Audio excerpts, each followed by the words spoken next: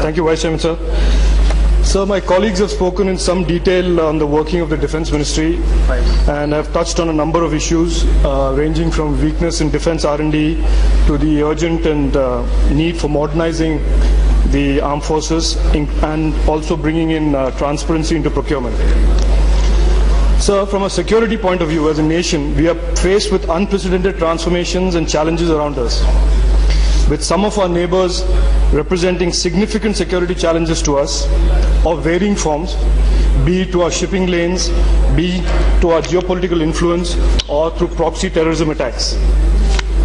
Sir, some of my colleagues have already said, and I add to that, that countries that have engaged in a proxy war with India will eventually always fail, faced as they have so far with the determination of all of us Indians, but more specifically with the indomitable and undefeatable spirit of patriotism and service of the many generations of our servicemen and women and their families. These men and their families form the backbone of this nation's efforts at providing a stable and secure country for all our people. Sir, it is about these men and women and their families that I wish to speak about today. Sir, a number of my colleagues have said, and I add, that our Defence Minister is one of the most decent and unassuming persons I have met in my recent and very short term in politics.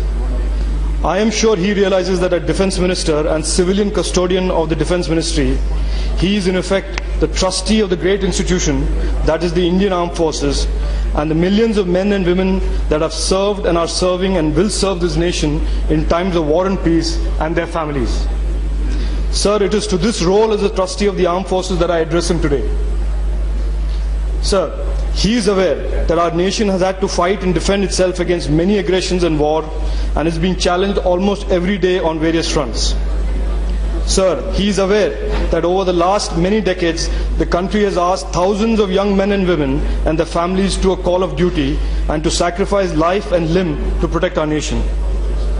Sir, he is aware that almost every day since independence till today, some family somewhere in India is asked to go through the pain and trauma of having to deal with losing their loved one in service of the nation. He is also aware, sir, that despite all this, we the people of India and indeed the government of India has failed in our duty and continue to fail to build a national military memorial in our nation's capital to honor these sacrifices and service to the nation. Every nation honors its heroes who have perished on the battlefield with a memorial, excepting us.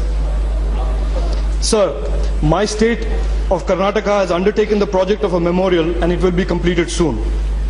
It will be inscribed with the names of each and every son of Karnataka who died in the service of our nation.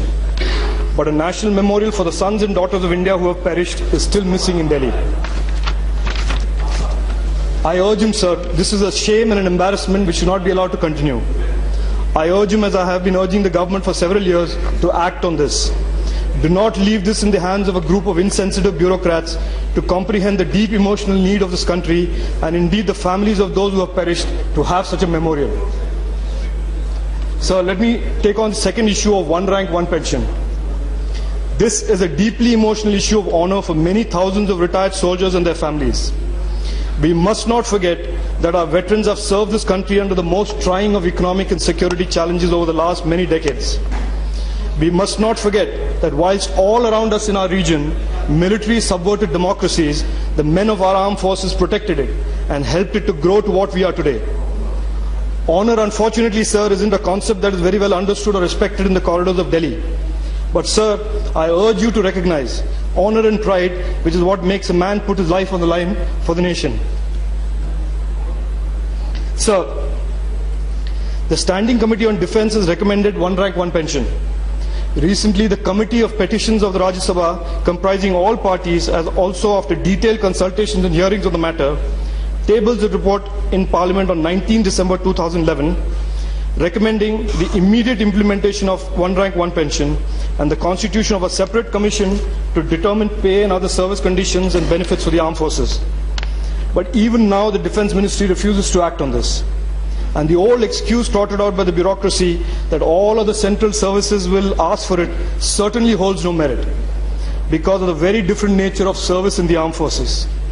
the right thing for the Honourable Minister to do is to respect the views of the Parliament and the MPs, as has been communicated to him on more than one occasion. Ignoring the sense of Parliament on this issue would be wrong and a big error on his part. Sir, both these issues are not about money. Given the amount of money that is wasted or frittered away or even looted from the government, these amounts for one rank, one pension and the national military member are almost nothing. In an overall defence budget of 1,94,000 crores, this will be insignificant in terms of cost, but very, very, very powerful and significant in terms of the message it communicates to the men and women in uniform. This is about our determination or lack of to do the right thing by our servicemen and their families.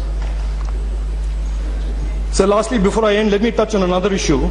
A few months ago, I had written to the Prime Minister and the Honourable Defence Minister and also raised a special mention in Parliament about nominating armed forces veterans to the Parliament, who can be the voice of over 1 crore ex-servicemen and their families.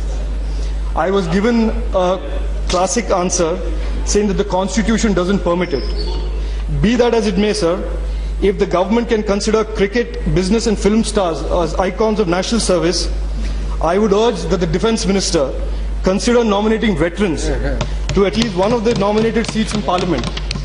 I think he would agree that battlefield service in Kargil and Siachen ranks at least as high as cricket, movie stars or business stars. Sir, as we move forward as a nation, our armed forces need to continue to attract the best and motivated of our young generation in the service of our country. Let us do these basic fundamental duties by the generations that have served us. Let them in turn inspire the future generations to serve. Let them be confident that the country and the people haven't forgotten their service and will value their service to our country. Sir, in ending, I would like to quote, as Shri Tripathi has quoted, to quote my own Kautilya statement, who wrote, the great political strategist wrote to Chandragupta Maurya centuries ago, and I quote, "The day the soldier has to demand his dues will be a sad day for Magad, for then that day, Chandragupta, you would have lost all moral sanction to be king." Thank you, sir. Jai Hind.